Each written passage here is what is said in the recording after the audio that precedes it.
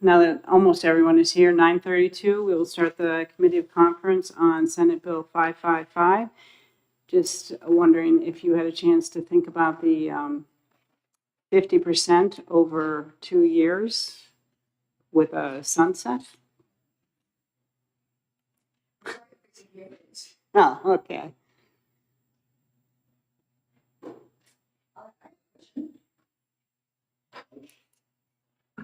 I have a question. Mm-hmm. In the fiscal note that came with the bill, as it was presented to the House from the Senate, we see that both the state supported Medicaid and the state employees' plans were excluded, and it specifically says because they could not afford giving up 50% of their rebates and not have to put money onto and the difference would be paid by the taxpayers. If that's the case for them and they've been excluded from this version of the bill, why would you think that wouldn't impact? Would you like to see a copy of the? No, I got it. Senator looks like he doesn't remember it. Okay. But that's not the case. I agree with you that that's the case. It says it in black and white. I don't know what to tell you about that. So why did you exempt them? I beg your pardon? Why did you exempt the? HHS had requested it. They requested it. It's completely, Because of the cost, right? They give the reason in here is very specifically with numbers and everything else. Along with, with the whole bill, they're exempt. Yeah, but why? And you're saying, well, because they asked for it, and I There would, was going to be a $30 million price tag. okay, so. Right. They asked for that exemption, but it was understood that they were excluded. They just wanted to put it in writing. So I get the sense that you're going to say no to the 50%. Then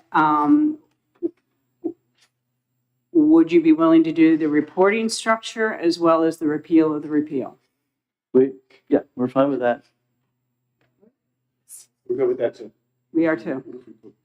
Sunset. No, we aren't. Okay? Okay, so, because we're basically repealing the sunset, you know. So in terms of drawing up the language of the reporting, so we'll ask the insurance department to do that for us. And so we all have total faith in our insurance department that they won't put anything. I'd like to review it first. anything that it's offensive in there, but so we will need to schedule another meeting to have that amendment drawn up. Yeah. You want to do that on Thursday? Just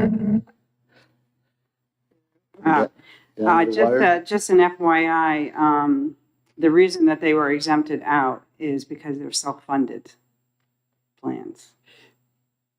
But Okay, I will offline. I will tell you okay, something different about are that. you going to be here on Thursday? I'll be here on Thursday, Okay. later in the day. So you want to do noon on Thursday? Ooh, it's cutting it close. Okay. Well, I guess theoretically it would have been drawn. Oh, you're not. Your Thursday's a problem. We can't do it this tomorrow at all. I won't be here, but I mean, you can have somebody film for me. Okay. Okay. All right. So how about the? You want to do it later today? Later today, sure. Let's see. So what do I got today? Today is okay. How about 12:30? Okay. You'll have it ready by then. 12:30. Okay. Yeah. Let's. Okay. Wait. Where's my lunch? Okay. I'm all right. In this room? 12:30 here. That I'm going to have to check with Maria and Sonia. Yeah. Who's here? She's here. Oh, hi. No, today at 3. Today at 12:30. 12:30.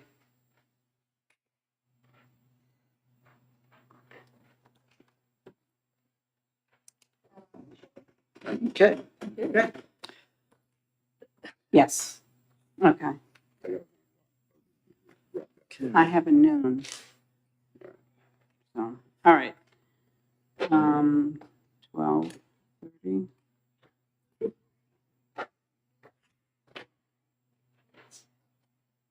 That's on the withdrawal from 1380. Okay. SB 555. Okay. Then we are in recess until 12:30, and we'll meet you here at 12:30. Hopefully some language.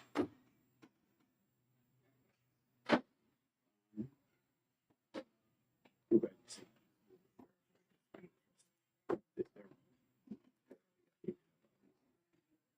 I know.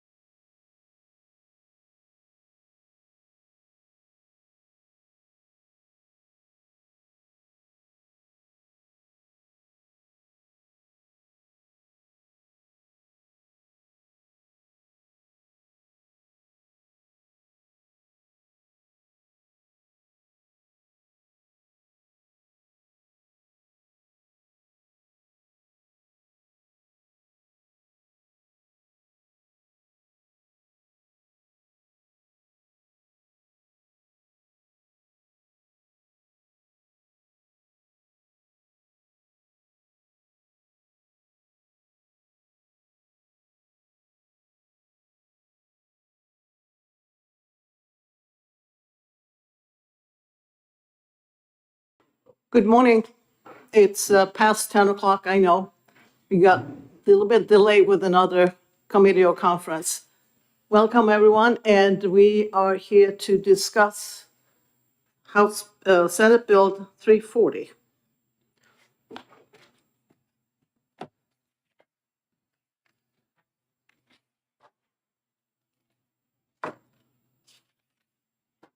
Rick, do you want to give the House position on, you guys put an amendment on, talk about what that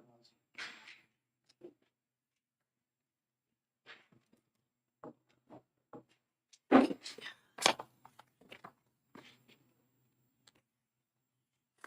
Well, the first change that you're going to Do you have your microphone? turn your mic on. Sorting through this side by side right here. Revenues, no. Representative Cordell, why don't you go ahead and explain our changes here? I'm going to sort through. Okay, sure. Thank you. The amendment in the House was intended to address the results of a performance audit related to special education due process cases. We worked quite a bit with the special ed advocate who was here, as well as the department, to come up with the provisions in the amendment. They address specific portions of the special ed performance audit, and I can go over that for anyone who's interested. But the major provisions from the audit that we covered, first of all, there is the right to reject an IEP within their district, in total or in part, but we have no information on really how many there are that are rejected. And that causes great problems because we do not know if a rejected IEP, the student is getting services at all or in part. So one of the provisions in here, which I believe is on the bottom of page 1, Roman 6, is intended to address that if you're looking at your side by side. Secondly, according to the statutes that were passed into law for the special ed advocate, the advocate needs information to access information from the department's special education system because they are working with parents to satisfy problems in due process provisions. And so the amendment language, which is on page 2 in the middle box there, requires an MOU, a memo of understanding, to be drafted to provide for the access needed by the advocate, and the advocate will be required to get any parental permission that is required for access to that data, either according to state or federal law. I'd like to just take a moment, if I may, Madam Chair, to speak to the need for this MOU. IEP data is not submitted by all districts in the state to DOE. There are 4 districts that do that themselves. It says they're encouraged to do so.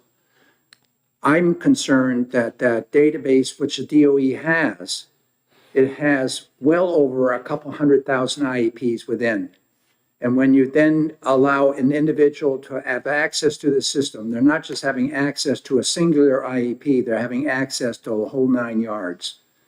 So that's the need for this MOU, where the MOU is created between the advocate's office and the Department of Education. And the MOU will spell, you come to us and we will provide that individual IEP to you. We will go into that database. The database certainly needs to be taken care of. It's an old system. For example, my grandson who took speech therapy umpteen years ago, his IEP is still in that database. And he's now an adult in the work world. And he's not giving permission for that information to be used. So there's a lot to this. So we need to absolutely have an MOU designed so that the advocate does have access to these, to the information that they have permission to access, but it has to be done by way of MOU until the database can be updated where you can go in and hit a singular IEP.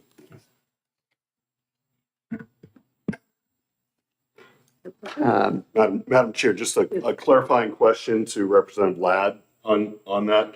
So, so the MO, from what I understood you to say, the MOU between the Department of Education and the Special Education, at the Office of the Special Education Advocate, would provide access to the A process to obtain the information. to obtain information on, and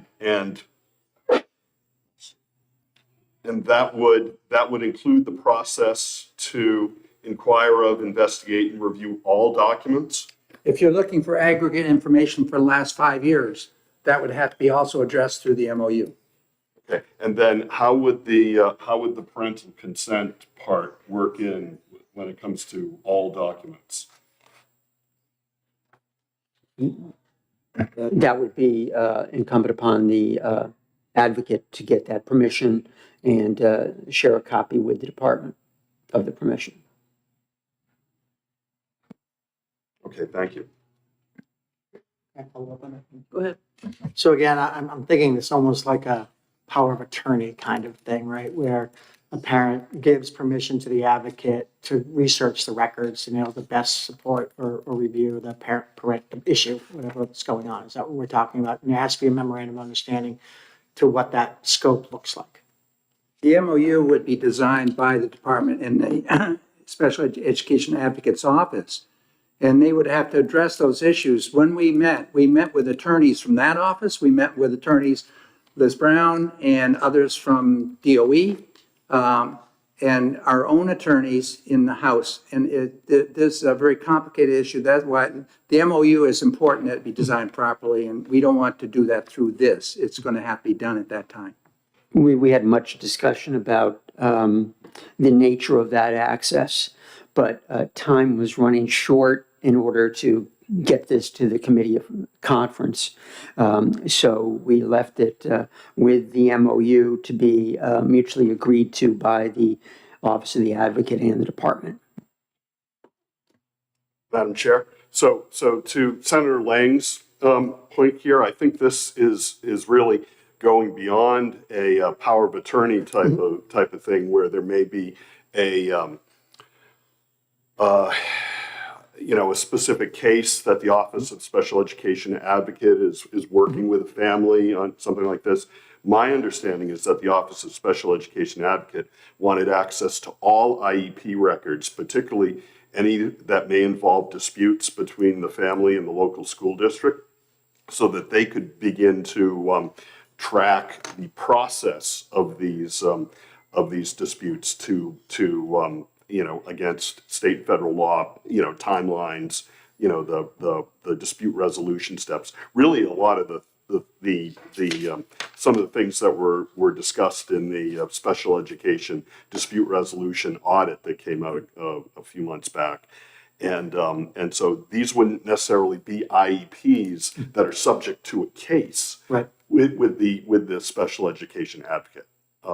And so that's where the parental notification, the parental consent, I think, is really sort of like, where's this coming from? Because I haven't engaged, as a family, they may not have engaged the special education advocate. Right, but again, they can de-identify the data with still giving the access to the data without specific child names and specific, which would give the advocate the understanding of direction of the way things are happening, how things are happening, alternative dispute resolutions that may apply to this case that apply to a different case, and making sure that the advocate would have access to de-identifiable data, but have control over having the ability to get the information and get to a good resolution. So I appreciate that, but isn't that true of all personally identifiable data other than the data that's managed by the department that connects the SACID, what is it, the student-specific ID number with a student's name and isn't everything behind the SACID wall? I'll let Glenn answer that. Yes, but there might be some personally identifiable information in addition to that, date of birth, address, et cetera, types of information. Part of, I think, the answer to these questions is the next section, section 4, which is on the bottom of page 3 and over to page 5, that talks about the generation of reports. Because the advocate is charged by statute to do an annual report, but needs information to put into that annual report. So this provides for that, and it does indicate at the end there, any personally identifiable student information shall be redacted or not included in the aggregate data provided to the advocate for the annual report.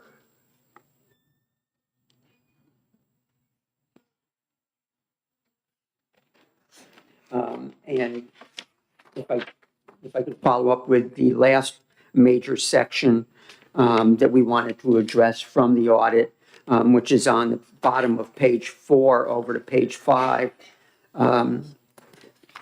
Currently, local school districts have the ability and are encouraged to come up with their own dispute resolution processes. So those processes can vary widely from one district to another, which can in some cases cause confusion to parents. So what we said in here, and you'll see in section 5, is that the districts have to submit information to the department about their resolution processes, because right now, the department doesn't know what's going on in regard to locally authorized processes. So the department wants to know what is being done. And also, as you'll see on the top of page, whatever it is, 4, excuse me, well, the top of the next page, that the district has to not only inform them about what the process is, but the results of that process. Is that local process generating benefits to the parents? Is it resolving problems? So the department wants to know what topics are being addressed in these resolutions that are performed at the local level, and also the results and the resolutions of those local due process. Representative Cordelli, I don't know what version you're reading from. I have the side by side and I have 3 different amendments by the House. So which one are you referring to when you're talking about page? I am addressing the side by Side by side. side? Side by side. Okay, Yeah, sorry Thank you. about that. Yes. Yeah, it's the amendment that was passed by the House version. We went through about 10 or 12 amendments working with the advocate and the department before we came up to the final version that was passed by the House.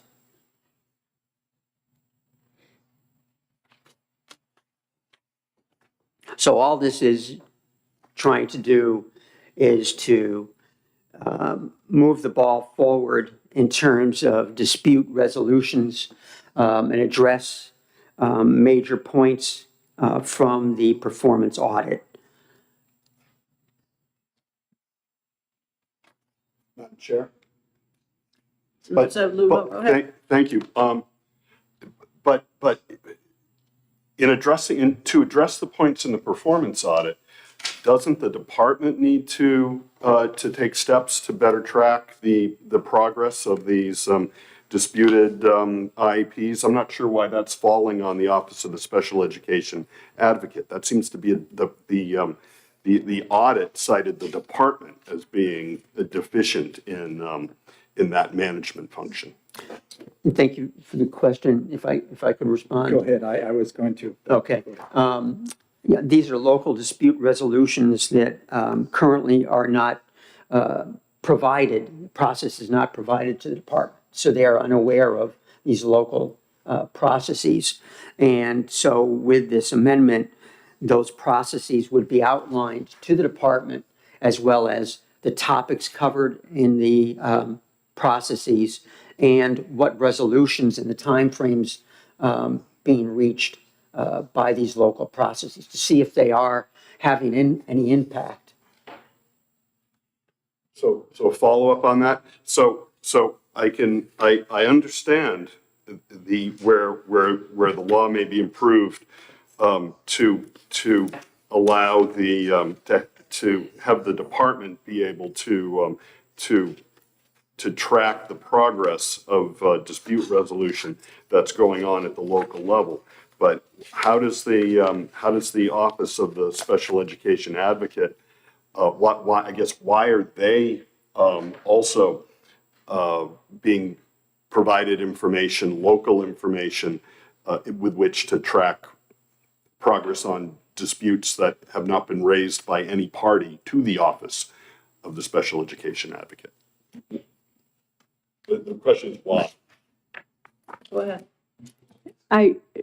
Correct me if I'm mistaken, but if I look at the duties and responsibilities of the special education advocate, 186C:38, Roman numeral 1C, it says, have the discretion to ensure all IEP documents, 504 plans, related supports and services to students with disabilities are properly documented and implemented, and the goals and objectives are being met, and that appropriate related supports and services are being provided. It sounds like it's in the purview of the special ed advocate. If I may. Go ahead. So again, the way I look at it is, in reading this, is that it's awful hard to look at a case in isolation, because you may not see the trend and the process of what's happening in a given school district, a given area. And by giving the advocate the access to that data to see the refusals and what's going on in aggregate, how a district is managing IEPs, it allows them to better respond. Because again, it's not my area of expertise, but I would think that not every parent who has a refusal files a complaint with the advocate. And yet the advocate would have no idea about that unless they had some sort of data to look at to say what's going on in the school district, how many IEPs they have, how many parental refusals are they getting, what are the resolutions that the school's using. Without any of that data, how are they supposed to understand one case without being able to look at the whole picture of what's going on within special education, within either a district or in the state?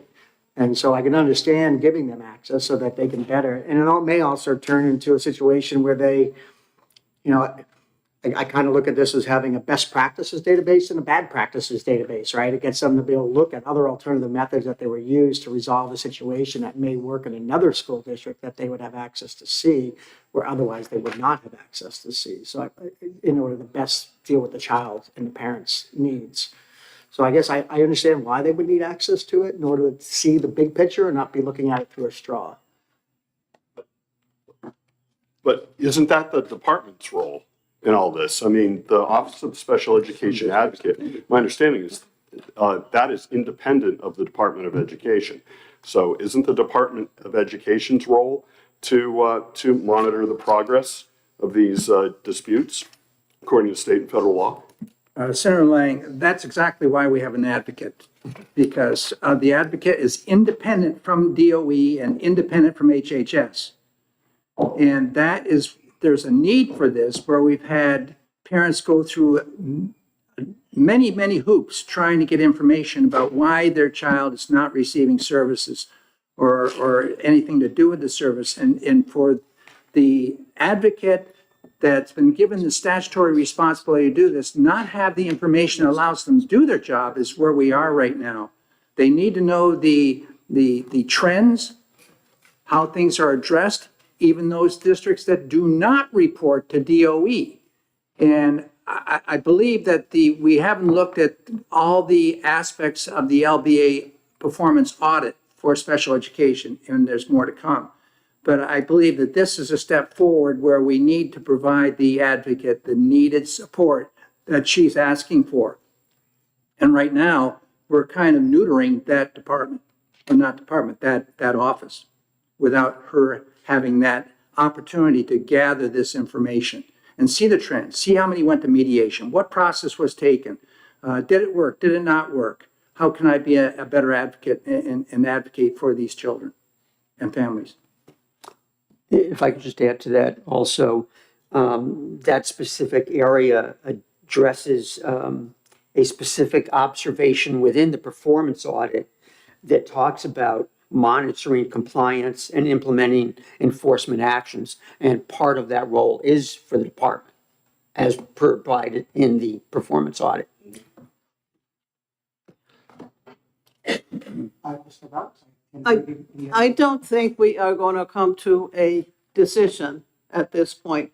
So my suggestion at this point would be to recess this hearing on this particular bill to some other time when we can go through it, because it looks to me like there's a lot of issues that we need to discuss further. And we do have another bill coming up now. So that's okay with you? We'll recess the hearing. That's fine. And I'll let you know when we can do it again. Thank you. Thank you.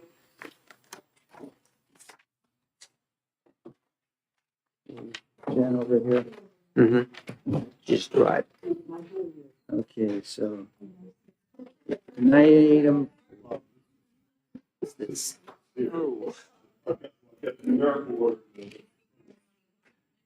Thank you.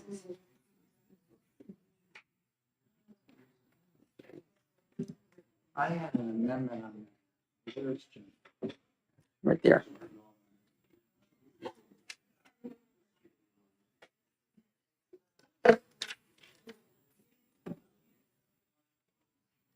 Jen, I had an amendment, I think, over there on, Handed it to you this morning. yeah, it's over there. I'll go get it. I can get it. Yeah, Is it on your desk? or- it could be on the desk, it could be on my desk. One of the other. Master teacher, right? Yeah, master teacher.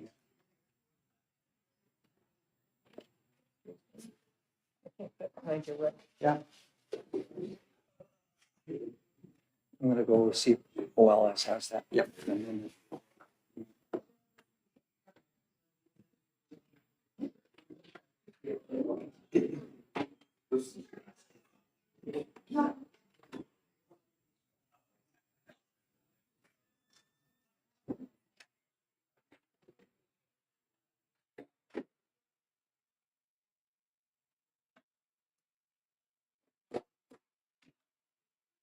We are now going to discuss Senate Bill 521.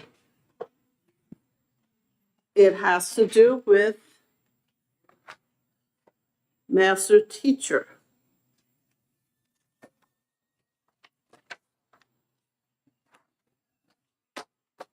We're losing some of our people here because they are on other committee or conferences. Yep, so we'll just go ahead.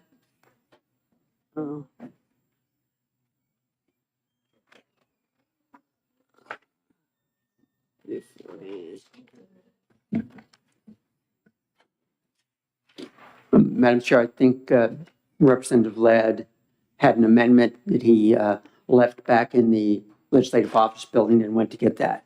So he has an amendment to 521? I believe that's the case. Okay. That has to do relative to the educational credentials for a master teacher. And we have a couple of amendments.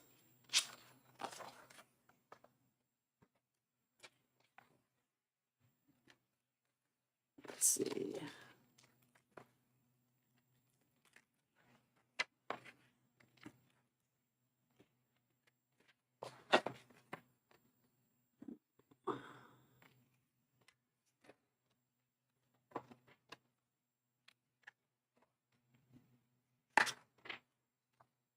Representative Cordelli, do you want to address the amendments by the House? Do you have an additional one?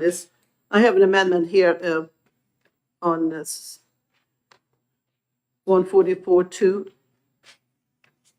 That's the last amendment I have from the House. I believe that's the case. That's the version that was passed, the House passed amendment. Right.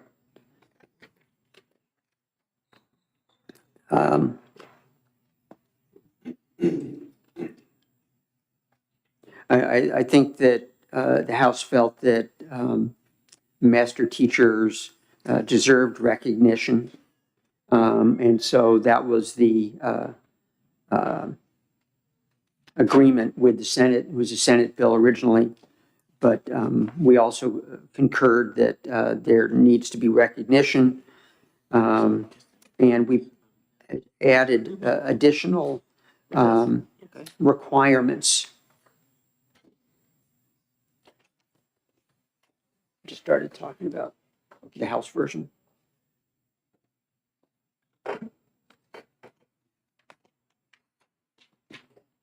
When the House had reduced the granting of license fee to be no more than $100 for initial licensure and no more than $25 for annual renewal thereafter. Have you all got the amendment from Senator Innes via Brian Hawkins? Do you have this? You have it.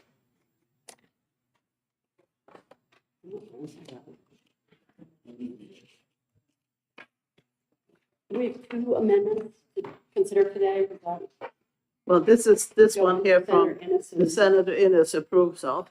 And we just got an amendment from Representative Ladd.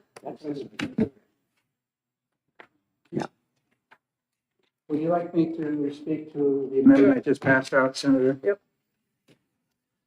I was in discussion with the department yesterday, and we were looking at the fees that are charged, the dollar amount for this master teacher position, which I absolutely support. But the department does not receive an appropriation for that department in certifying teachers. And it's an area in the department where the monies to support the staff, to investigate and ensure that issuing of a credential is in parallel to statutory requirements and rules. They have to make that up through the fees that they charge. And the way this is written right here in the amendment, it says, provided that fees for granting of licenses to master teachers and the renewal of master teacher licenses shall be no more than the beginning or experienced educator licenses. So if it's $125 or some figure like that, the director is here, 120, that would be the same amount for the master teacher to cover the costs of conformance with the requirements that we have in statute. So that fee schedule is available on a regular basis every year or whatever when it changes? It's developed through rule. Okay.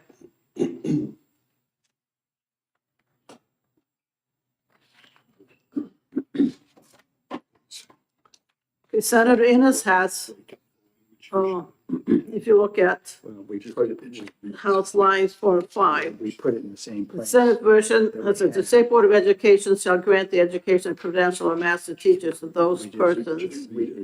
And he wants to include who deserve recognition for the extraordinary learning opportunities they provide New Hampshire students. Put that in that section. I just want to make sure I'm looking at the right version. Is there a amendment number for Senator Innes's amendment? See that? No, it's not, It's- it's not from OLS, it looks like it's a side-by-side. It's Red a- language, what do Yeah, you it's call a, it? Senator Innes reached out to Brian Hawkins to find out what they would do with what kinds of changes, and they wanted to have a master weave, and he checked with the NEA. So he's the person, and Senator Innocent looked this over and he approves of it. And this is on the side-by-side? It's not a side, well, it's sort of side by side. Let me see if there's another copy of this. I don't think everybody has that. Well, I thought that Aaron had sent it out to everybody. I have. Okay. So we probably need to take that to OLS to get drafted.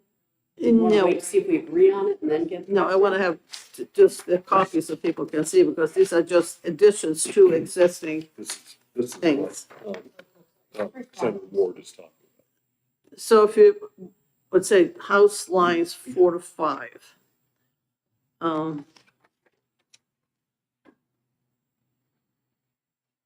That's from, Okay, the Senate version says the State Board of Education can grant the educational credential to a master teacher to those persons who have fulfilled at least the following requirements.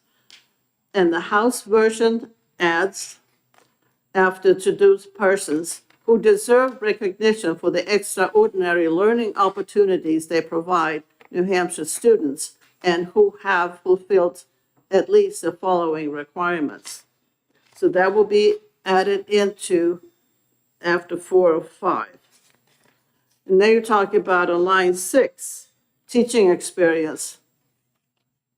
The House version adds exhibiting excellence in the classroom, including at least 7 years during which a teaching certificate requiring knowledge on performance of the professional education standards for comparable teaching standards was held. And the comments is that they really don't like that part of it and will prefer to go back to the Senate version. Senator, in line 6 here, I do have a problem with deleting for comparable teaching standards from another state. We are receiving a number of teachers that are master teachers in other states. And with the department having the ability to check and see what the standards are for those states, do they compare to our state? There's no reason why then we shouldn't accept it if it's seen by the department as being comparable. But by deleting it, we're then saying, well, you're a master teacher who's been teaching for 25 years in Massachusetts. You've done all these things, but you can't be because we can't accept it. So you're going to have to jump this hoop again.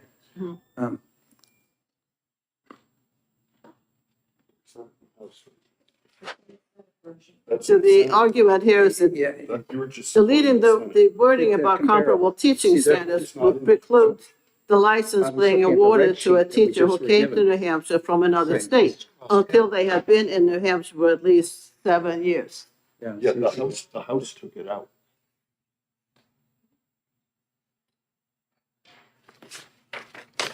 I mean, look at the side by side that Jen did.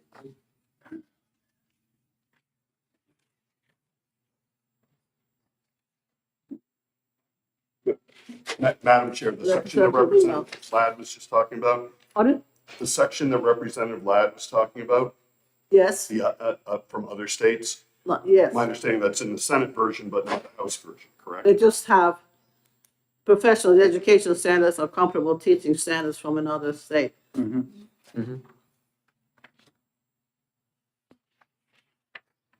Now you all have the copy of it.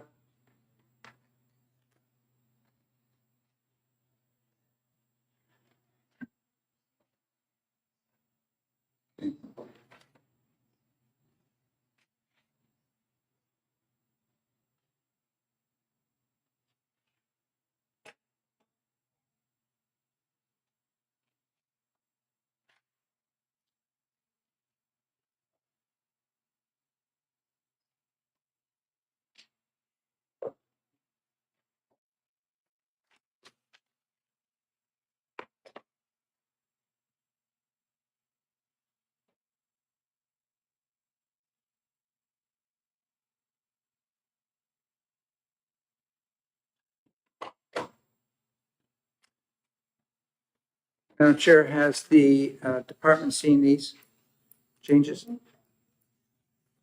Representative Ladd, Has the department seen these proposed changes?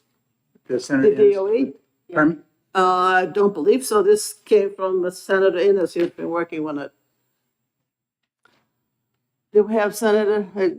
Could we Attorney have, Fenton here? could we Is have there another copy? a copy and have Director Appleby up here to ask him a few questions? Director Appleby also has a suggestion that the fees should bear a reasonable relationship to the actual cost Yeah, related to the. that's, and I created the amendment that I, Right. So that with your amendment Director Appleby includes that. yesterday. Right, I'm concerned about some of those other changes which we're seeing here, if they're conforming to where the department thinks we need to be on the master teacher. okay. Well, what we can do is to not agree on this thing and. Well, pick it he's up. here, he's here, he's here, he's in the back row on the left-hand side. Please come up.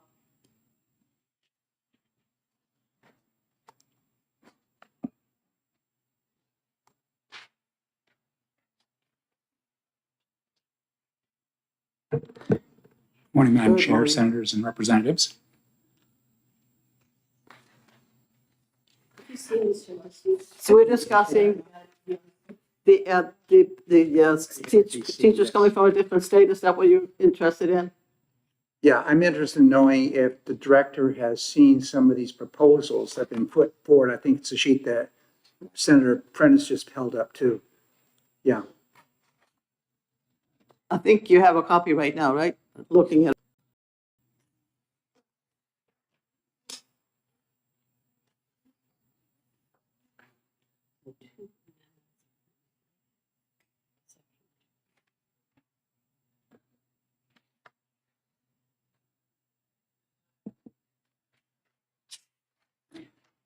Thank you. I think that Go ahead, please. thank you, Stephen Appleby, Department of Education. I believe that the House version column works fine. I would say that the struck language in the four comparable teaching standards from another state that was struck in the House version should be added in, because we wouldn't want to, we have a lot of educators that come from over the border, especially Massachusetts, and reciprocity is always a discussion point, any type of reciprocity that we can offer. So we wouldn't want to discourage if someone is a master teacher elsewhere, make them go through extra hoops if we don't have to.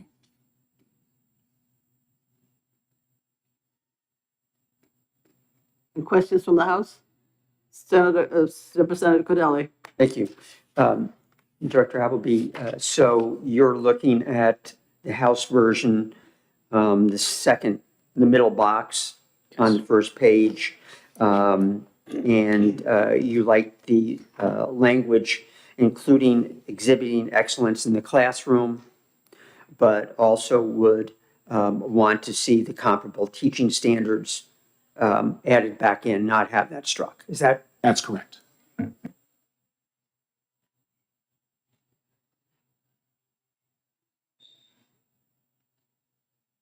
Was that a question for Mr. Appleby?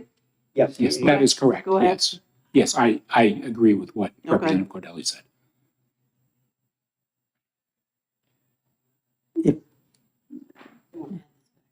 Yeah. Do you want to discuss the House, the line 6, comparable teaching standards? What would you like to do there?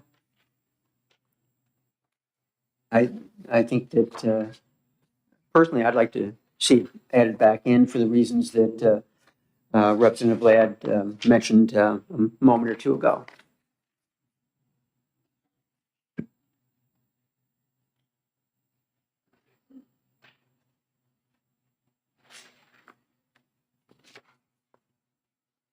Okay, 7 years teaching in New Hampshire, too much? Should it be done sooner?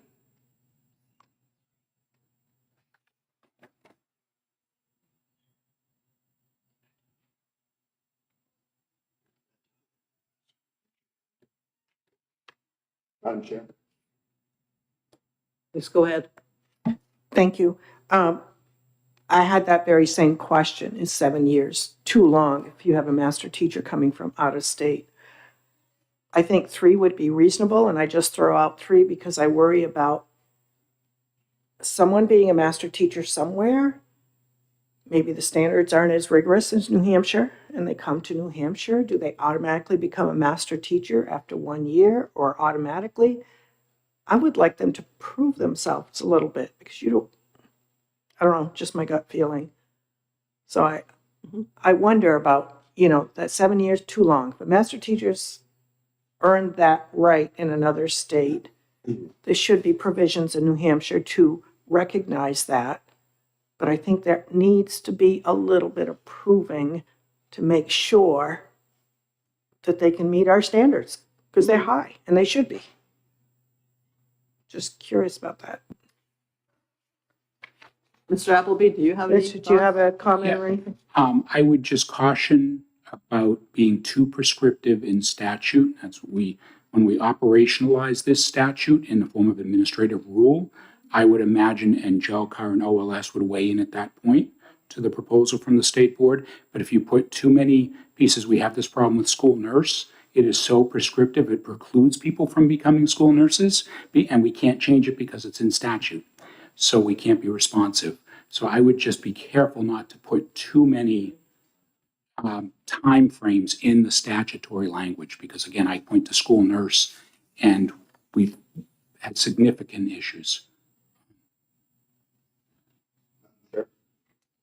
So I know I'm here to support the House position, but didn't what Director Appleby just said, support the Senate position, because it would provide a little more flexibility, I think, for the department and through rulemaking to talk about leadership, not leadership and supervision, or collaboration, not collaboration and congeniality. That the Senate version seems to be more streamlined and have the provision for master teachers recognized by another state, which I think everybody feels is important.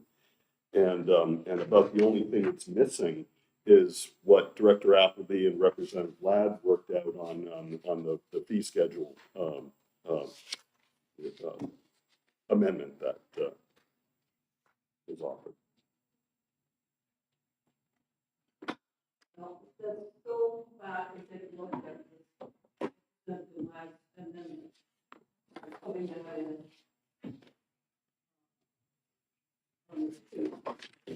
I don't think state criticism.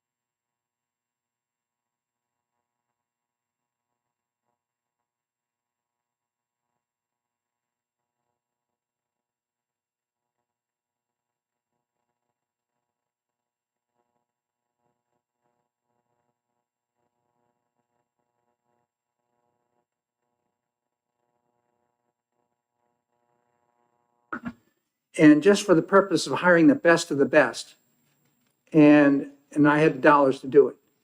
And I always look for master teachers, and I look for experience in the classroom. Of course, they had to go through the interview that I provided. But I believe that you're learning an awful lot about how schools work during those first year you come in, you're kind of lost. Second year, you're getting there, But even in the old days, when you had so many years before you could get so-called tenure, you still are learning. And you're still, I believe you're a master teacher when you have that wisdom and understanding and knowledge and content areas. So, and if we want to do that during the rules process, I have no problem with that. But I think both of them, as I'm reading here, have the 7-year requirement in there. The other area that I am concerned about is the master teacher is also oftentimes asked to supervise other teachers or to provide assistance in professional development. And you're supervising, of course, students all the time. But when I look at leadership, supervision is sort of part of leadership. And so I'm okay by taking supervision out, but I don't think we should say it's not part of what this master teacher can do. Oftentimes when I left the building, I'd look down the hallway and I know which teacher I'd say, you're now in charge, because that teacher had the ability to supervise and has done it often. That's a master teacher. They can just jump and take over just like that. They step in, they have the initiative and all that. And that's part of, there used to be an old man curriculum and supervision. That used to be the old ASCD put it out. I think that supervision is critical in education. Yeah. And the superintendent agrees with me, and I feel comfortable with that.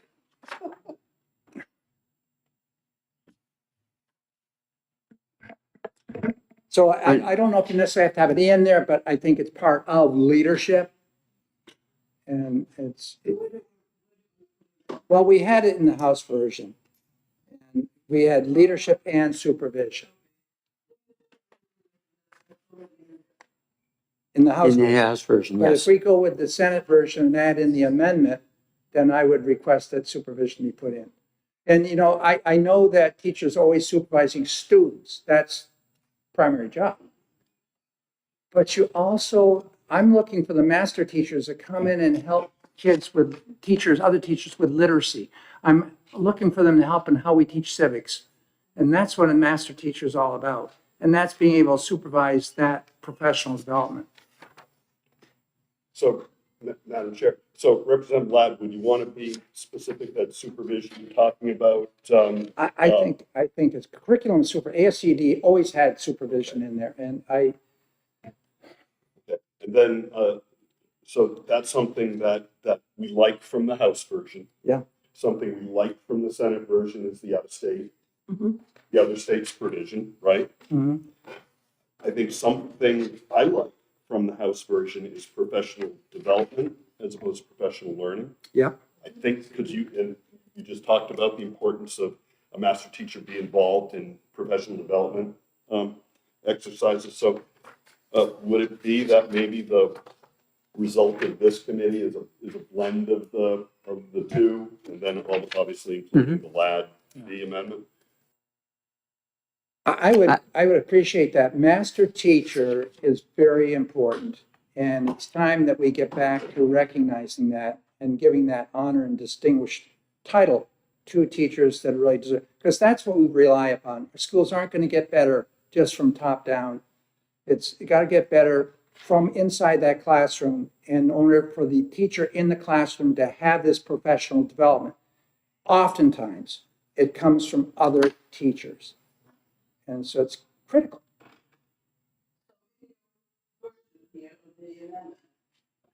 Is that something that you feel you need to add? Is it already in? I think what Representative Luno just said would help. If we're going to blend in that amendment for fees, then let's just blend in a couple of the good points and make a real good bill. And you know, leadership and supervision. If there's something else which we see that should be blended in there, like I agree, professional learning, that's not what we call it. It's professional development.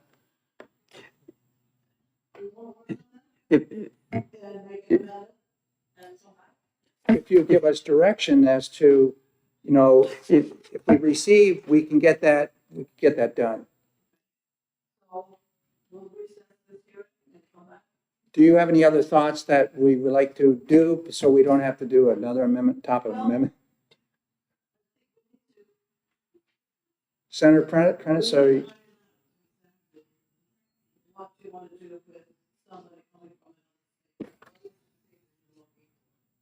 I'm looking for a master teacher. And I'd like to see whether or not you agree with the, which version you prefer. I think it's perfectly fine. I think what the director said to us regarding coming in from another state is apropos, that we got to be careful we don't get down in the weeds too far, but I think when they are reviewing over there at DOE, and to do this, it's going to cost money. That's where we got to get the fees coming in. They have to be thorough in doing this, and I look to them, that's the department's job to ensure this is a master teacher that, quote, Representative Cascade, meets our academic standards and minimum standards for public school approval. And I think that that's best done through the department.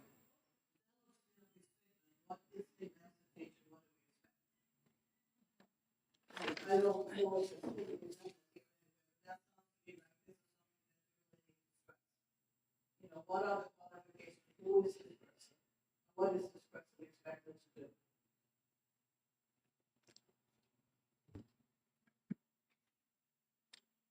I think that that's trying to be covered in 14F, Roman 1, A, B, C, D, et cetera, in terms of what is, who is a master teacher. Then it's up to the district. Mr. Appleby, do you have anything Up else to to the add? employer to- Right, yes. to- Those are the Yeah, right. basic criteria. These are the criteria, Right, and then their yeah. duties are. This is taking to the long. employer. I know. So can I just ask the director a question? Mr. Appleby? Yes. Yes. Steve, Mr. Appleby. So what you're saying about rulemaking and the way that this is currently written, Steve, Director Appleby, thank you. What you're saying about rulemaking and the way this section is currently written is that broader language is better without, and then how would we, 'cause, you know, to Representative Ladd's comments about, excellence, identifying this person at a certain way, and Representative Cascadden brought this up as well, like, do they meet really the standard that we hold here in New Hampshire? So how do we, it feels like we almost have to move away from this language altogether on both sides and come up with something broader. Because the 7 years, I'm hearing that maybe that doesn't really define a master teacher. I think if you said 7 years of teaching, classroom teaching, and that's it. And then because it could be a combination of 5 years out of state and 2 years in New Hampshire, it could be 7 years out of state, it could be, but it's when you start getting into, well, they have to have 7 years here. If you're not careful, all of a sudden, you just shut out everybody out of state. So we want to make sure that you could say 7 years in total as a classroom teacher, and that's the other important words to use, classroom teacher, because what you wouldn't want is someone who held, states have lots of different licenses and endorsements, and we would go with our definition of, if you said classroom teacher, of teacher, but what we wouldn't want is to be too vague, and this is where the broadness could hurt us. If by saying teacher, we're saying classroom teacher, not school counselor, not any number of non-teaching, trying to think of we have 80 some odd endorsements. There are a lot of them that aren't teaching, so they're not in a classroom. So we want to make sure it's a classroom individual, if you want to stay with the spirit of what you're trying to do here. May I respond to that? State of Maine, at one point in time, you could not become a supervising principal unless you had 4 years of teaching in a classroom. And from that, we have a number of people that came out doing that, one of which, Duke Albany's, went up and became Commissioner of Education in the state. He was a physical education teacher for 4 years. Then he went into athletic director, et cetera. I think that there are folks out there that maybe don't have 7 years actual experience in the classroom that are superlative with kids and have that background to be a master teacher. I do believe, though, they do need classroom experience. This one right here, the way it's said in the House version, 7 years during which a teaching certificate required knowledge, et cetera, et cetera. It could have fit a person like a Duke Albany's, who had that 4 years in the classroom And the other years was teaching credential, he was athletic director. And then later Commissioner of Education for the state of Maine. So I don't want to lock out just because she didn't get that 4 year or 7 years in the classroom. And you may have some people that have a lot of, I don't want to miss somebody, but I don't want to get too prescriptive. I think that that's where the department needs the flexibility to make that decision along with the local district. We can finish this bill today if we go through this side by side that I gave out and just decide on which one we're gonna do. And then with your amendment that we have agreed on, then we can get the bill We're done. agreed on the side by side with several changes. When it comes down to leadership. Which side by side are we talking about? Let's, Making the Senate version. I believe we're talking this you know, side. I think they're looking at the original side by side. Yeah. So we got to make sure we're looking at the same. We're looking at that original side by side. I would take from the House side and flip supervision over to the left-hand side. So it'd be leadership and supervision, one change there. I would take down at the bottom of that first page, professional development, and flip that to the left-hand side. Instead of professional learning, I'd have professional development. Then I would add in the fee structure presented to us by the department, which is that separate amendment. Other than that, I'm good with it. Okay. We need to write that up. Representative Cascaden has one other.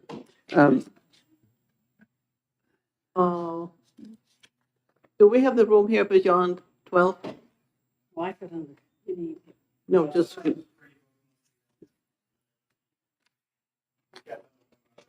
beyond 11:30, whatever we have, 11 to 11:30, right? 10, 10:30, 11.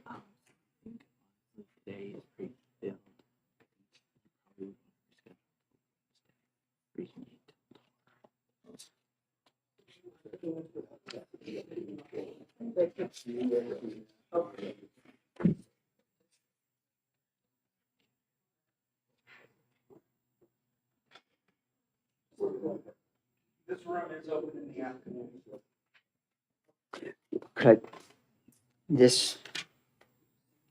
The Senate version doesn't have any of this. This is,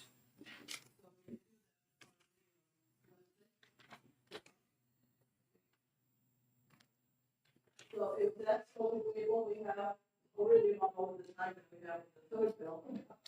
One other comment is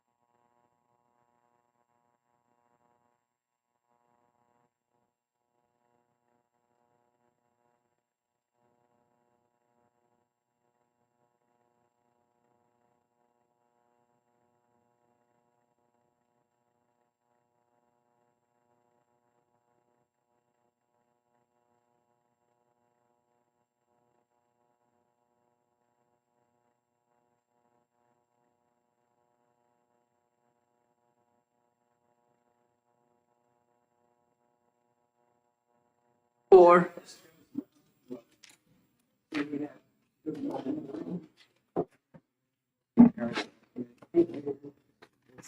mean, we're It's 340 is done. Yeah, and it could come underneath some of these other things which we talked about. Yeah, I think so. So we have closed the hearing on, recess the hearing on 341. And we are going over to Senate Bill 266. 521 was the other one. 266.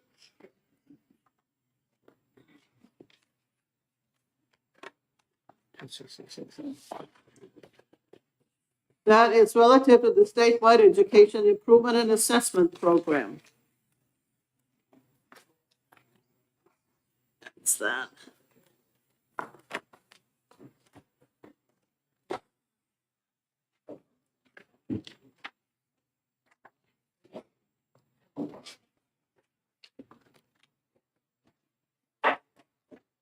Do we have a side-by-side now? That's what I'm looking for too. Mm-hmm. You have a side by side for two? Jen had them. I don't know if the House has one. Number 266.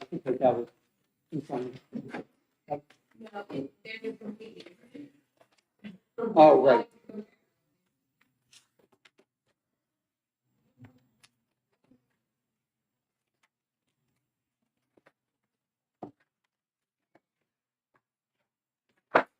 Now, this was a bill requested by the DOE. And Okay, Madam Chair, I'll speak a little bit to 266 here. When we first received 266, which is a huge bill of 20-plus pages from the Senate, it deals with 193E, 193C, 193H, and has a new 193K. It goes through the whole 9 yards of adequacy, improvement and assessment, and other components that I mentioned in the other two chapters. When we looked at it, there were some changes which were occurring, which changed definition and from current law, and one of the areas was competencies. And so what we did as a House committee, we spent hours and hours and hours on this bill. We went back to the department and worked with Dr. Green and worked with Caitlin Davis. And they came forward with amending language, which they had needed in order to submit their next application for the Elementary Secondary Education Act, ESSER.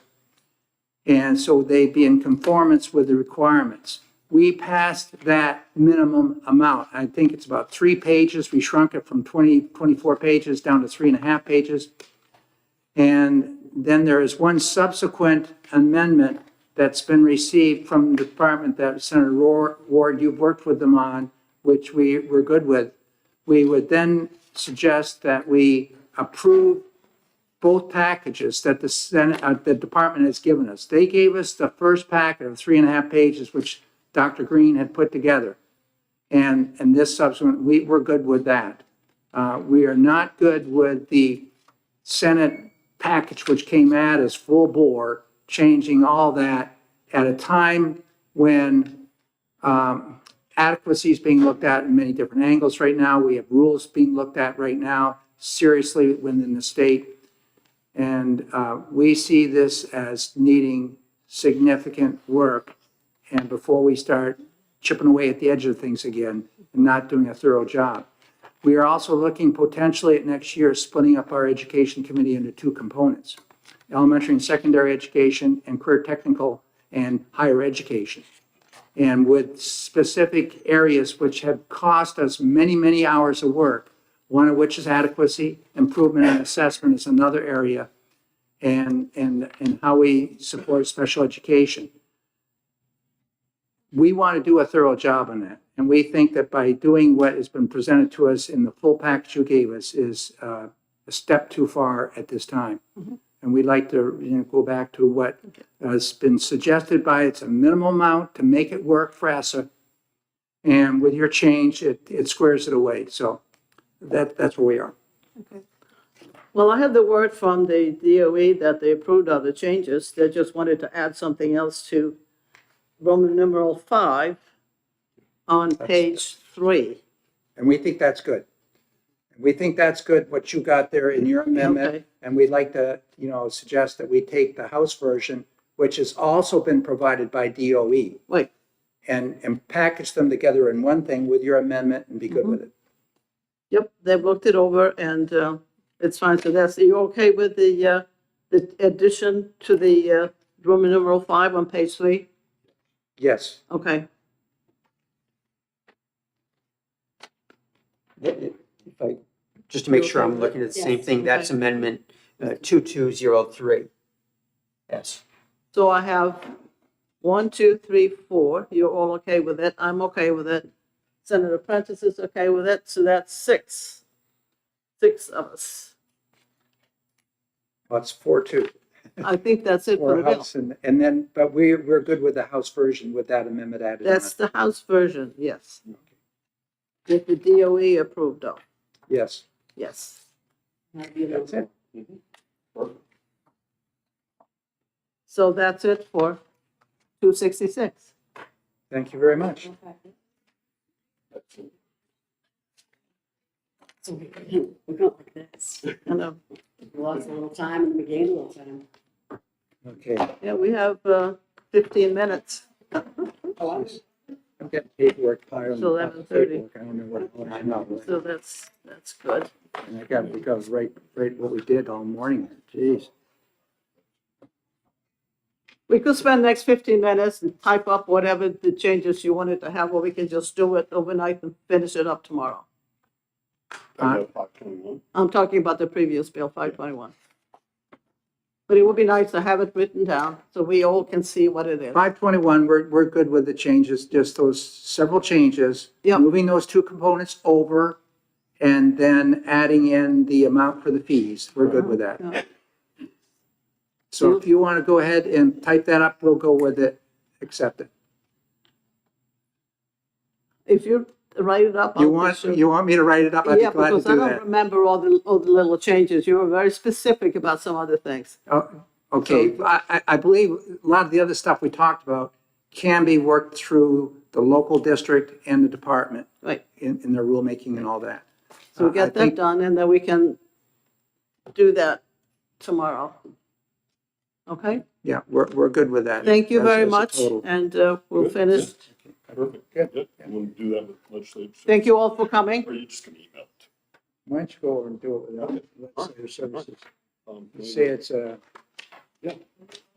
it's Lad Luna. yeah.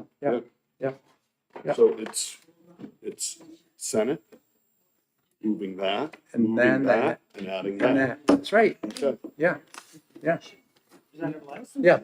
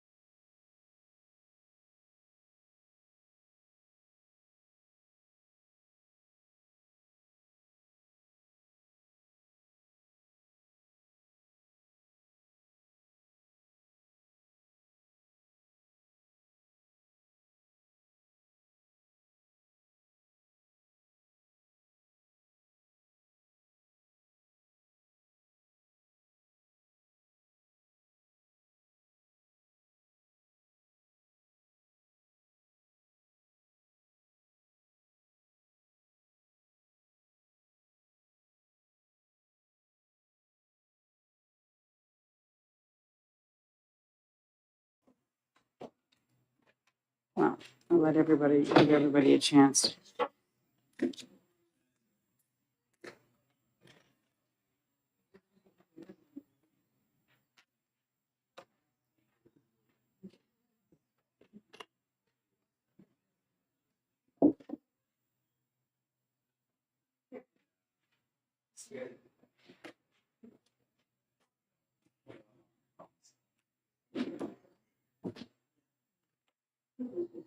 You ready? What have you changed here? Senator, you want to go through the changes?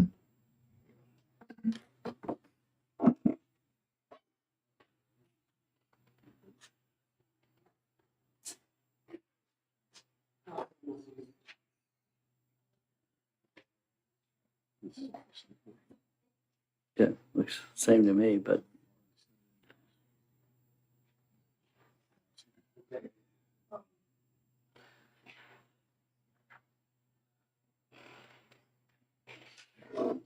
The changes are.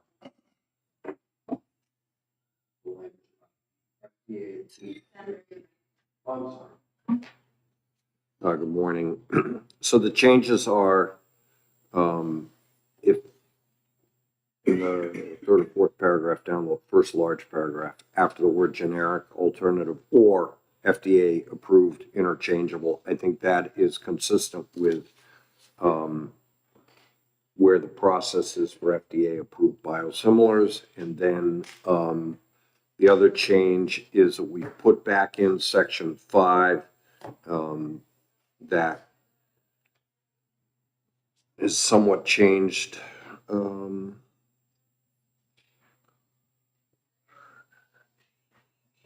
allows for the catastrophic health plans.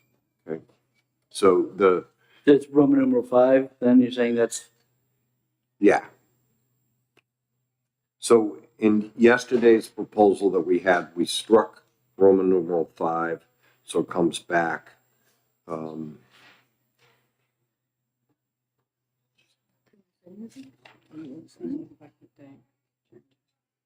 you're chomping at the bit.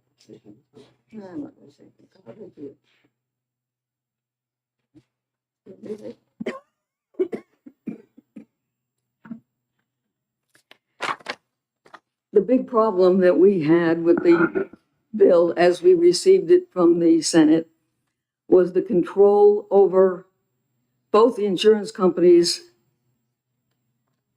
the PBMs, the patients, the access the patients had by Big Pharma. The insurance companies, the patients need to be independent. Decisions have to be made independent of Big Pharma because there are multiple drugs that are available in some cases not. And that's a decision that has to be left between the doctor and the patient. When you have corporations, employers, and other kind of organizations that receive donations from pharma, they are directing where the drugs are going to come from. And that's something that is no good for the insurance-based individuals that we have in the state, and it doesn't give us the flexibility. So this part of it is still a problem. And I, if I could, Madam Chair, respond by saying the Senate is far less worried about who's making donations to not-for-profits than they are cancer patients receiving medication. And I think that that ought to be all of our top priority. And the way you've written this by,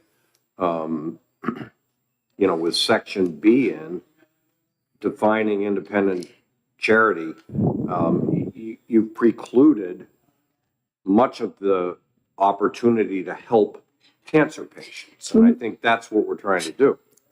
Remember that most of the cancer patients and many of the very high-priced disease, I guess I don't want to call it that, conditions that require very expensive drugs would be covered in the House version. But we are not in any way saying that coupons cannot be used. We are not saying that. They can still use all the coupons they can get. It's just the idea that the insurance is supposed to be responsible for the fact that pharma has selected a specific drug for them and not allowed them to shop around, that's where the problem comes in. And as long as that's in there, it's a problem. It's a problem for the 90% of people who have to pay the insurance coverage for this. And we are desperate to have these people covered. Again, Representative, you're worried more about where the money's coming from than the fact that help, and you're precluding help going to cancer patients. I think that is the fundamental disagreement that we have here. And all of the advocates, and there are a couple in this room, if you know, the chair wants to allow, for instance, Mr. Rollo to comment, have said that your definition of independent charity patient assistance program, by eliminating that, it precludes the opportunities that cancer patients have to get these expensive drugs. No, they still have all the access they have now. They have all of the access. Nobody's You may stopping think them. that, but the advocates don't. It's in our. That's right. Your definition has been what's precluded. That's why we're proposing to delete it.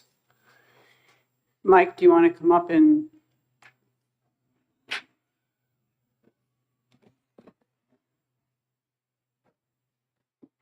Let us know your thoughts. Reluctantly, yes. Pardon me. Reluctantly, yes, ma'am. I'm sorry I was out in the hallway for a moment, but I believe the question is about the definition of independent charities.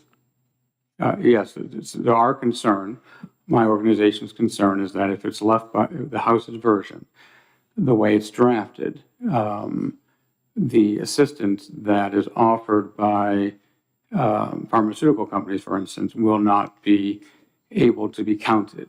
And that's why we would suggest the language that the Senate is offering. That is our opinion. And it's not just ours, it's a number of other public health organizations. I believe Senator Bradley mentioned the Boomer Esiason Foundation yesterday as well. So that would be our assertion. And I did reach out on May 9th, and it looks like the email did not get through to Chairman Hunt, so I apologize for that. We did have a conversation in the hallway. It's not the same as an email. So, and he's dealing with a lot of issues, so. But that would be our assertion that this aid will not get through still, and you will still have, if you adopt the version of the House is suggesting, you'll still have the same problem that you have today. So. Thank you, Mike.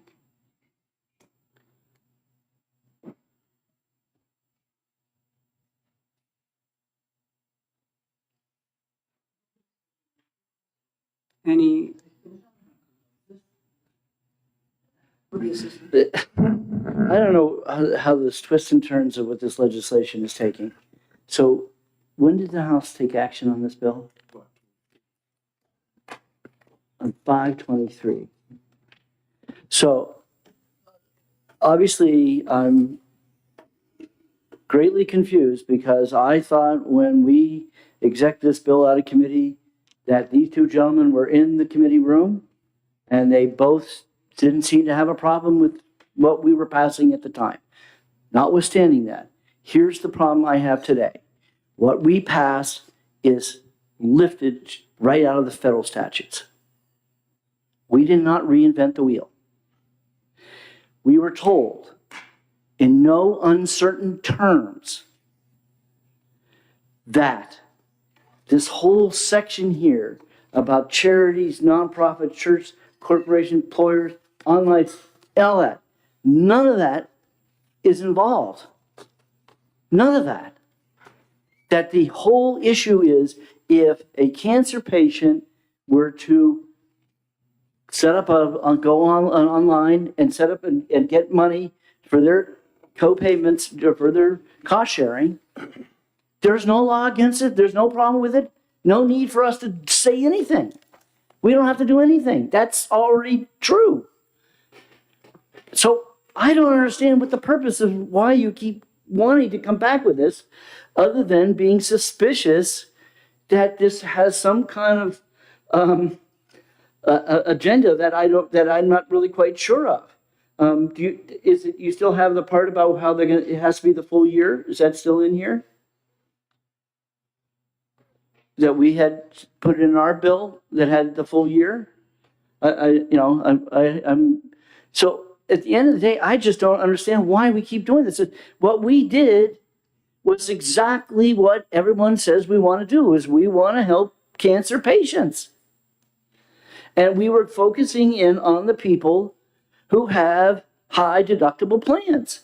It's as simple as that. And that's what we did. And I just don't understand why we have to go through this all over again with this language in here that is totally unnecessary. And frankly confusing when you delete out independent charity system program, because that's exactly what this whole thing was around, was that the insurance companies had. We had testimony from a hemophiliac who said to us in no uncertain terms, and I please go look at the tape, said to us, please do not take away that independent assistance program. So I don't see anything new here. And I'm sorry. Maybe that was what you heard in your process in the House. I get that. I understand that. This is complicated stuff, but we just heard from, a representative of the American Cancer Society said that this language doesn't work, that it precludes people and from getting the kind of assistance they need. We have the letter from the Boomer Esiason Foundation that deals with cystic fibrosis. I mean, these are also high-priced drugs. And again, I get back to where our position is, that we are fundamentally worried about the opportunity that cancer patients have to have access to these high-priced drugs. And it doesn't, to me at least, doesn't matter where the money comes from. It's whether they get the meds that they need. So, I mean, I understand that there might have been misinterpretation of what the testimony was in front of your committee, but I think it's been made pretty clear now that this definition, which is why we strike it, B, for independent charity patient program, needs to go if we're going to have something that actually helps cancer patients. So, I guess we can't agree.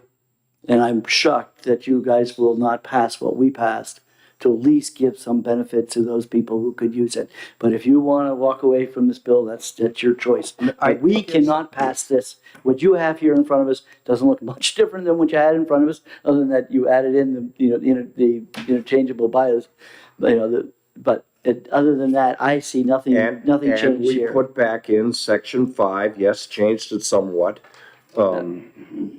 Instead of the deductible for a year, consistent with the federal IRS code. Right. I think at the end of the day, it's not us that's walking away from it. It's you folks that are walking away from it. I mean, honestly, yesterday in a same committee or conference, same conference, you called us xenophobic, okay? Now you're telling us that we're walking away from cancer patients. I mean, Representative Hunt. No, you're not going to walk away because you're going to have to pass. You're dead wrong. Okay.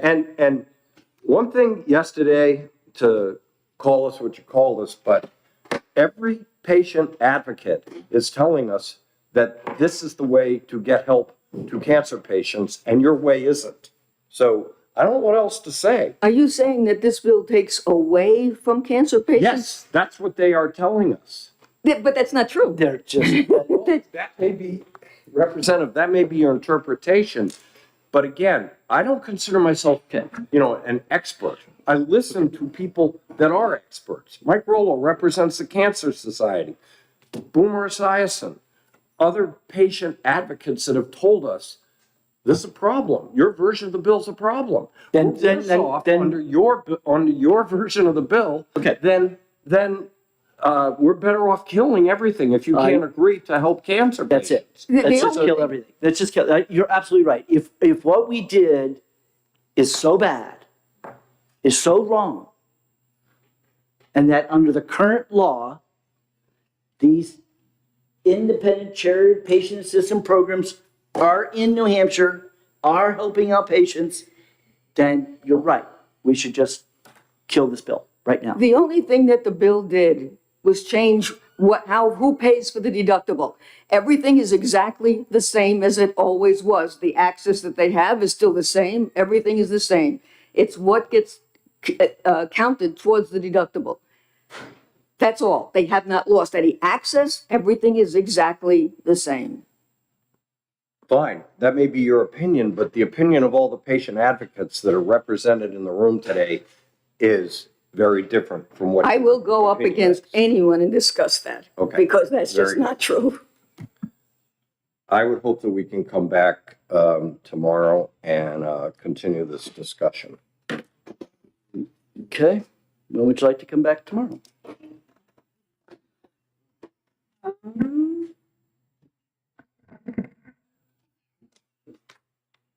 How about, What time did we schedule 16:33?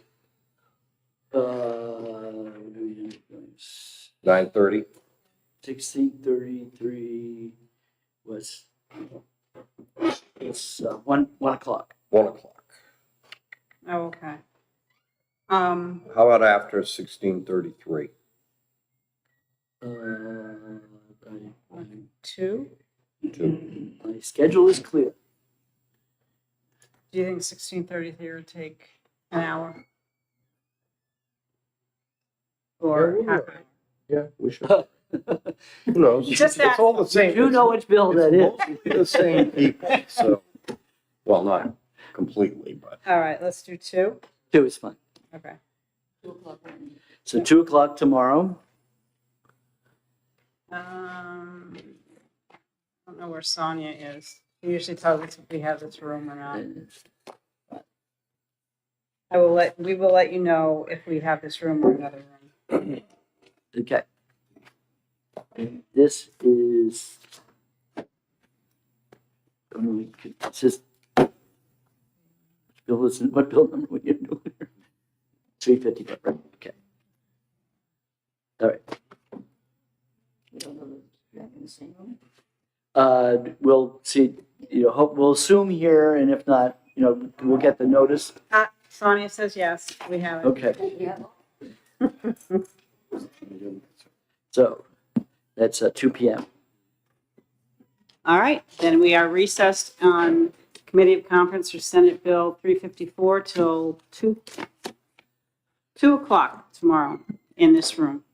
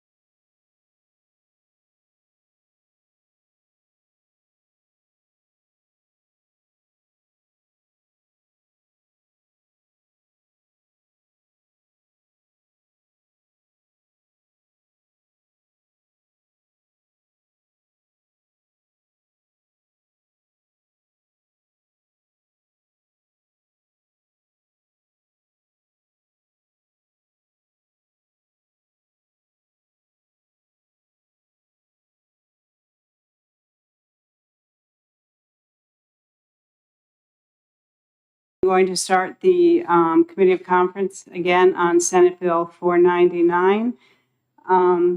And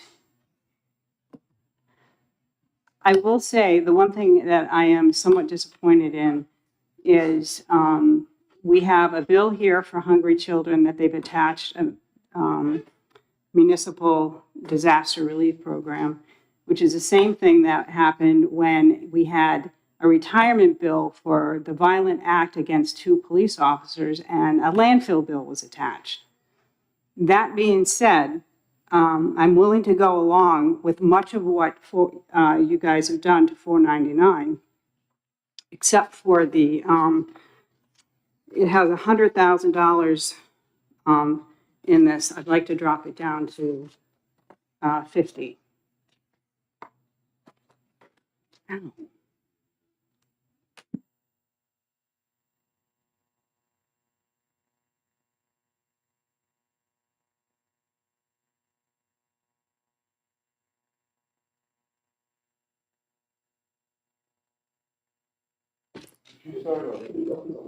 Can I ask you, sorry, I was just gonna ask a clarification. Are you talking about the limit for the, on the disaster relief? They could ask up to 100, but change it, drop it down to 50. Okay, thanks. I wanted to just make sure. It's page 3, line 11.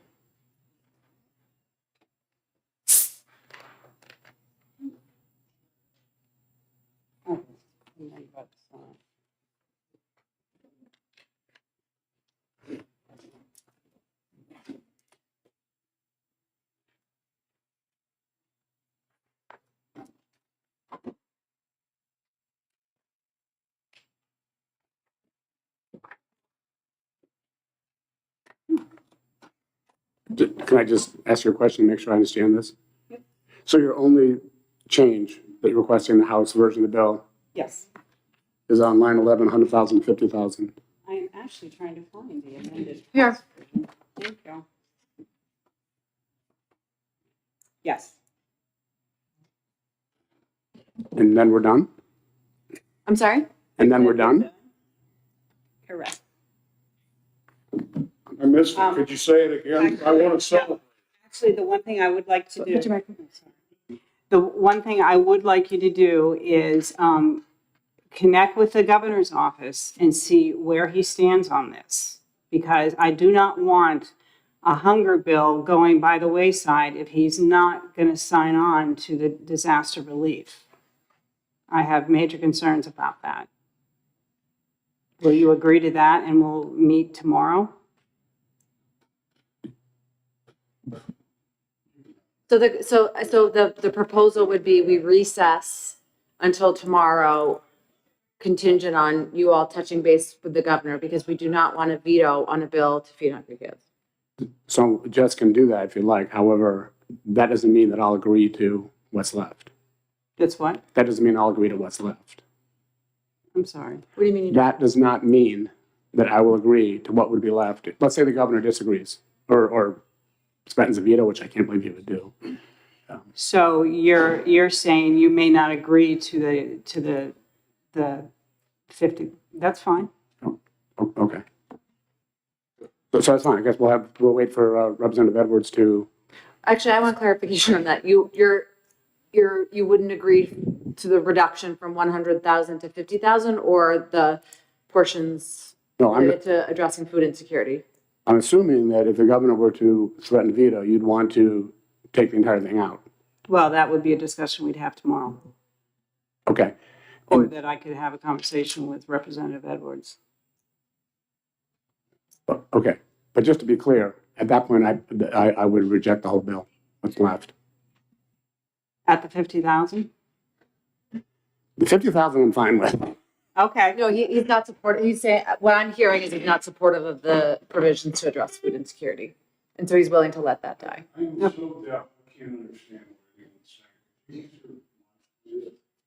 I know, I'm not. I was just trying to repeat my understanding of Representative Erf, and what I heard is that he's willing to let all the provisions related to addressing food insecurity if the governor's going to veto disaster relief, which I find so troubling, but that's what I heard.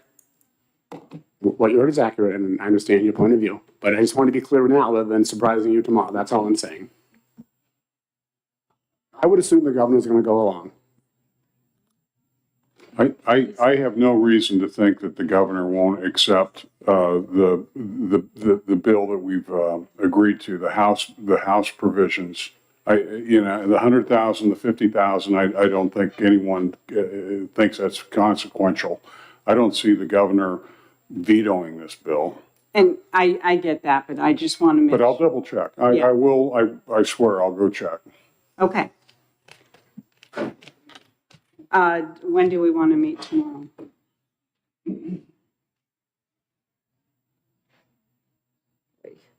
I know, 2:30? 2:30 I could do. Tomorrow at 2:30.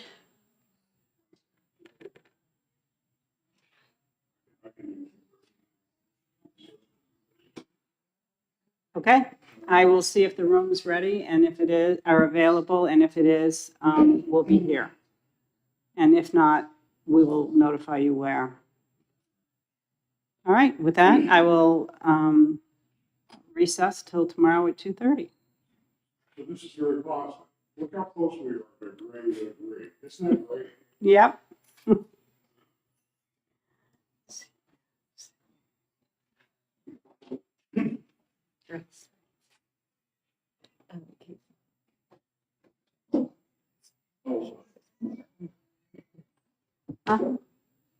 You guys did not have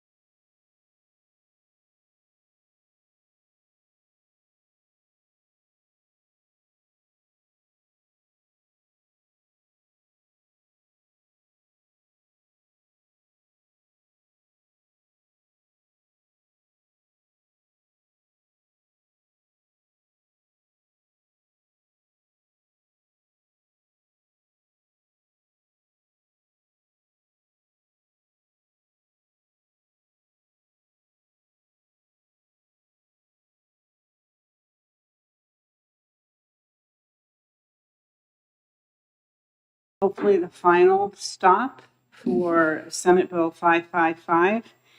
Did everyone get a chance to review the new language?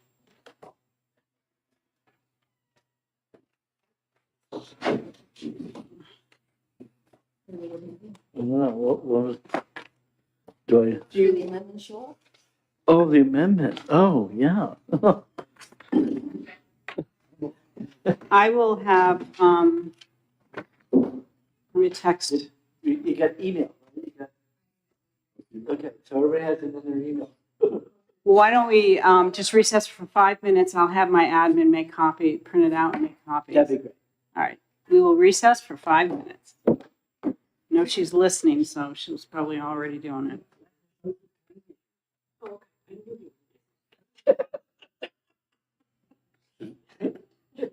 Is Chris on his way here? What the hell?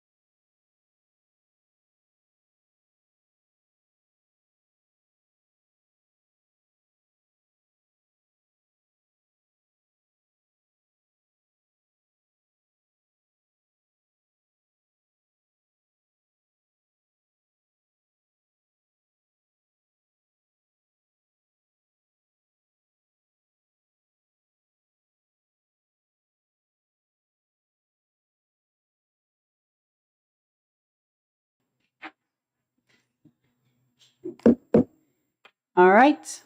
Yep, we are ready. We're going to reconvene the committee of conference on 555. You should all have the new language. And Michelle, would you like to come up and just review it a little bit? Sure, Michelle Heaton, Director of Life and Health at the New Hampshire Insurance Department.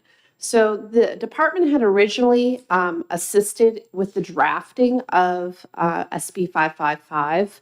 We did not take a position on it outside of the data reporting requirements, but we had assisted in drafting it. So what we did for this amendment is we took those data reporting requirements that were in the initial bill or as amended by the Senate, and we're just continuing forward with that. We took out the part that both sides didn't agree to about splitting where the rebates would go, but all of the same data reporting requirements are there. And then we also put in the repeal of the sunset. Sure. We had talked about doing it in statute versus a bulletin. And so we're going with the statute version of that requirement. Yes. Yes, I believe it's the cleaner way of doing it. Okay. Any other questions? Okay. Thanks, Michelle. Any questions on the amendment? Are you ready to vote? Will be, you want to read the motion? Sure. Oh, yeah, okay. So I make a motion that the committee of conference accede to the House position with the following amendment. Amendment is as before us. That is correct. Okay. No, we don't have it We don't have yet. a number We as don't of have it yet. yet. I need to take it over And then, to, yeah, it wouldn't, and I guess it would have an amendment number, but it's when committee of conference, so when you get that committee of conference form, and at the bottom, you're gonna have your signature spot. So up above it, it's going to look very similar to a to what an amendment looks like, but it doesn't have the same logos and that kind of stuff, because it's really a committee of conference report with the amendment being part of the document. all those in favor of the committee conference report, say aye. Aye. Opposed? Okay, I will have that, I'll take that amendment to OLS, have them drafted, and then let you know when it's ready. Perfect. All right. Thank Thank you you very all much. for your patience. All right. Are we dismissed? We are dismissed.